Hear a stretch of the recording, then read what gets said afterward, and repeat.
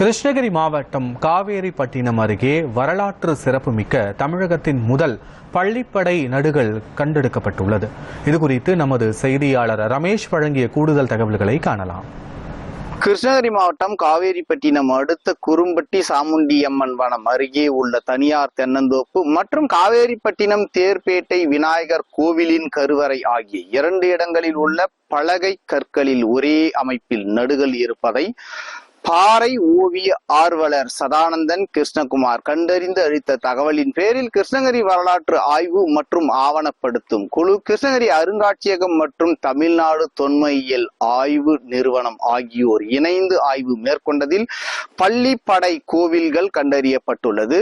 வீரர்களுக்கு நடுக்கல் எடுக்கும் பழக்கத்தை போன்று இறந்த மன்னர்களுக்கு எடுக்கப்பட்ட நினைவு சின்னங்கள் பள்ளிப்படை என்று அழைக்கப்படுவதாகவும், பள்ளிப்படை எடுக்கும் அளவிற்கு ஒரு பெரிய மன்னனும் அல்ல, ஆனால் நடுக்கல்லில் காட்டப்படும் சாதாரண வீரனும் அல்ல, இவர் ஒரு குறுநில தலைவன் என தமிழ்நாடு தொன்மையியல் ஆய்வு நிறுவன செயலர் கோவிந்தராஜ் அளித்த விரிவான தகவல்கள் மற்றும் நில உரிமையாளர்கள் அளித்த கருத்துக்களை விவரிக்கிறது இந்த செய்தி தொகுப்பு. சாமுண்டியம்மன் வனம் இருக்கு நம்ம காவேரிப்பட்டினம் பக்கத்துல. அங்க ஒரு நடுகள் இருக்கு. இதை நம்ம சதானந்த கிருஷ்ணகுமார் அப்படிங்கிற ஒரு வரலாற்று ஆய்வாளர் நம்ம கூட்டு காட்டினாரு. இதை பார்க்கும் பொழுது என்னுடைய ஒரு வித்தியாசமான ஒரு தன்மை நமக்கு நல்லா தெரியுது. என்னன்னு கேட்டீங்கன்னா, வழக்கமா நாம நடுகள் ஆயிரக்கணக்கில் நம்ம தமிழ்நாட்டுல பார்த்துருக்கிறோம்.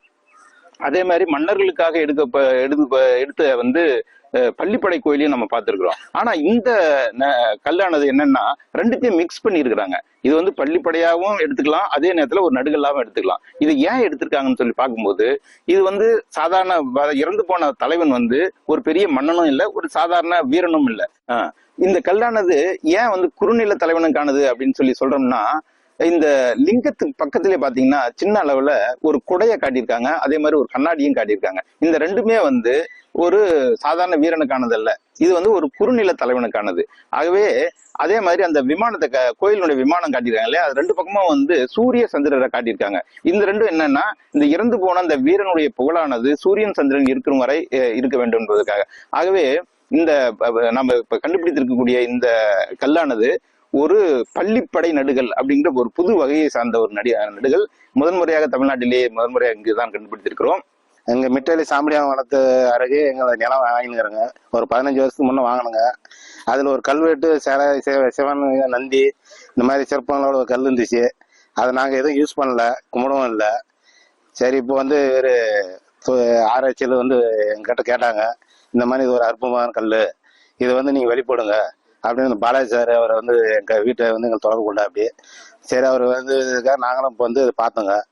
இதுக்கு மேல நாங்க கோயில் மாதிரி கட்டி அதை கும்பலாம் நாங்க முடிவு பண்ணிக்கிறோங்க. கொஞ்ச நாளைக்கு முன்னாடி தொழில் துறையில இருந்து எங்களை அணுகியிருந்தாங்க, இந்த மாதிரி கல்வெட்டை பத்தி ஆராய்ச்சி பண்ணணும் அப்படின்னு சொல்லிட்டு. ஸோ அதை ஆராய்ச்சி பண்ணிட்டு அப்புறம் சொன்னாங்க, இது 600 வருஷத்துக்கு முன்னாடியும் பழமையானது, இது ஒரு குறுநில தலைவனோட கல்வெட்டா இருக்கும் அப்படின்னு சொல்லிட்டு சொன்னாங்க. இது தமிழ்நாட்டிலே 2 கல்வெட்டு தான் இருக்கு அப்படின்னு சொல்லும் போது இப்பதான் இதை பத்தி இதெல்லாம் தெரிஞ்சுக்கிட்டுங்க. எங்களுக்கு எங்களோட நிலத்துல இது இருக்கிறது ரொம்ப பெருமையா இருக்கு. அது கடவுள் அல்ல, அவ முன்னாலதான், அவ மேலதான் எங்களுக்கு கல்யாணம் ஐஸ்வரி மேல சாமிடி மேல நான் முன்னால இருக்கிறேன்.